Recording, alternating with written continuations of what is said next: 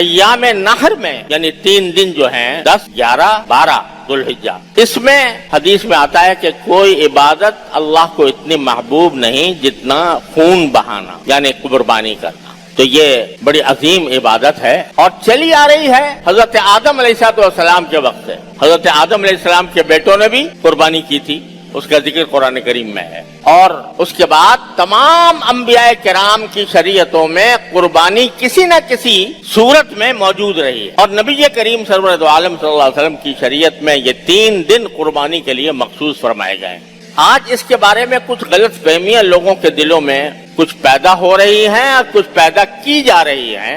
الیاذ باللہ، جن لوگوں کو دعویٰ ہے کہ ہم اپنے عقل سے کام لیتے ہیں، وہ یہ کہتے ہیں کہ بھائی یہ قربانی کی عبادت جب ادا کی جاتی ہے، اتنے جانور قربان کیے جاتے ہیں تو قوم کا اربوں روپیہ یہ اس کے اندر خرچ ہو جاتا ہے، نالیوں میں بہہ جاتا ہے. تو بجائے اس کے کہ قربانی کریں ہم، اتنے روپے جو ہم کسی فقیر کو دے دیں، کسی غریب کو دے دیں اور اس کی مدد کر دیں تو یہ شاید زیادہ ثواب ہوگا. وہ تو شاید بھی استعمال نہیں کرتے، وہ تو کہتے ہیں ضرور ایسا کرنے میں زیادہ ثواب ہوگا. ابھی مجھ سے کوئی صاحب ذکر کر رہے تھے کہ کسی نے یہ اعلان کیا ہے کہ میں اگر قربانی کرتا، میرے گھر والے قربانی کرتے تو اتنے 1000 روپے خرچ ہوتے، تو میں نے اس 1000 روپے میں ایک کولر لگا دیا ہے اپنے محلے کے اندر جس سے لوگ ٹھنڈا پانی پیئیں. تو بجائے قربانی کرنے کے میں لوگوں کے فائدے کے لیے کولر لگا دیا تاکہ اس سے لوگ فائدہ اٹھائیں. ان عقل سے پیدل لوگوں کو یہ پتہ نہیں ہے کہ ہر عبادت کا اپنا ایک مقام ہے، ہر عبادت کا اپنا ایک مقام ہے.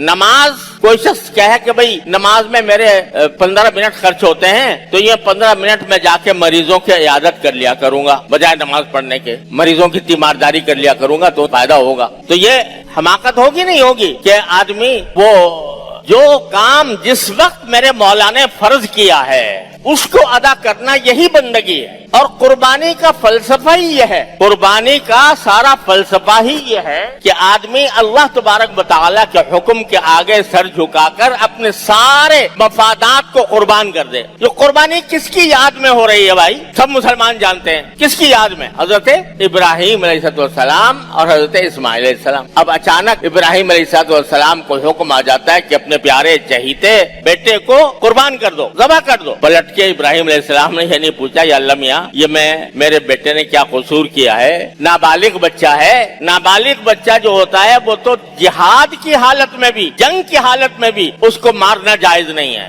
اور یہ نہ جنگ کی حالت ہے نہ کچھ ہے، نہ اس نے کوئی گناہ کیا ہے، یہ معصوم بچہ ہے، کیوں قربان کروں اس کو؟ اللہ تعالیٰ سے پلٹ کے نہیں پوچھا. بیٹے سے کہا کہ بیٹا میں تمہیں خواب میں دیکھ رہا ہوں کہ میں تمہیں ذبح کر رہا ہوں. بیٹے کو بتایا کہ انبیاء کا خواب بھی وہی ہوتا ہے. تو اس سے پوچھا بتاؤ تمہاری کیا رائے ہے، فانظر ماذا ترى. تو بیٹا بھی اگرچہ نابالغ تھا لیکن وہ بیٹا تھا جس کے صلب سے رحمت العالمین صلی اللہ علیہ وسلم تشریف لانے والے تھے. اس نے بھی پلٹ کر یہ نہیں کہا ابا جان مجھ سے کیا قصور ہوا، مجھ سے کیا غلطی ہوئی جس کی وجہ سے مجھے قتل کیا جا رہا ہے. جواب میں کیا بولا؟ جواب میں کہا کہ افعل ما تؤمر یا ابت افعل ما تؤمر. ابا جان جس بات کا آپ کو حکم دیا گیا ہے وہ کر گزریے اور میری فکر نہ کیجیے. ستجدونی انشاءاللہ من الصابرین، آپ مجھے انشاءاللہ صبر کرنے والوں میں پائیں گے. یہ ہے نا یادگار قربانی کی. تو اس سے آپ بتاؤ کہ یہ جو حکم تھا کہ میں اپنے بیٹے کو قربان کر دو، اس کو عقل کی کسی ترازو میں تول کے دیکھ لو،